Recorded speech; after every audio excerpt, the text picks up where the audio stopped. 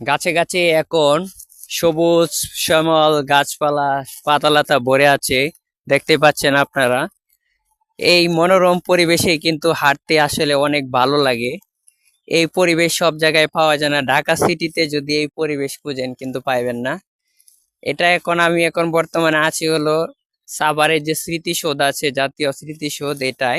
এই স্মৃতিসৌধে কিন্তু এরকম মনোরম পরিবেশ আছে, সেটা বাগানে যখন আসবেন। কিন্তু এই বাগানগুলোও কিন্তু এখন বিলীন হয়ে যাচ্ছে।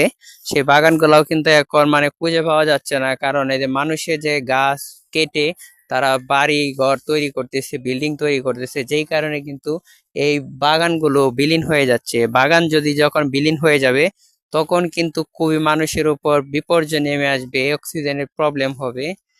তো আমরা যেরকম গাছ কাটতেছি, একটা গাছ কাটলে এই পরিবর্তে কমপক্ষে 2 থেকে 3টা গাছ আমরা রোপণ করব। কারণ এই যে ছোট গাছ, এই যে একটা বড় সাইজের গাছ যদি আপনারা কেটে ফেলেন, এই গাছটা কাটার পরে এই গাছটা যখন রোপণ করবেন ছোট, এই গাছটা রোপণ করার পরেও কিন্তু এই গাছটা যখন প্রাপ্ত বয়স্ক এরকম হবে, হইতে অনেক সময় লাগবে।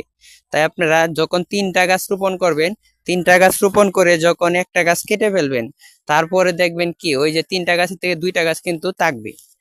তখন যখন আবার একটা গাছ কাটার পর আবার 3টা গাছ রোপণ করবেন, তখনও কিন্তু আরো 2টা থাকবে। এভাবে কিন্তু আমাদের বাগানগুলো ঠিক থাকবে।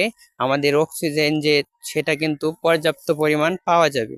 আর যদি সব গাছ বিলীন হয়ে যায়, শুধু বিল্ডিং আর বিল্ডিং করে, তাহলে ভবিষ্যৎ প্রজন্মের জন্য যে বর্তমান যে রোগ বালাই যে হচ্ছে, হাঁপানির সমস্যা বেশি হচ্ছে, অক্সিজেনের কিন্তু খুবই কষ্ট হচ্ছে। অনেক মানুষ কিন্তু অক্সিজেন নিয়ে করতেছে, যেটার প্রবলেম এই শুধু আমাদের কামাই।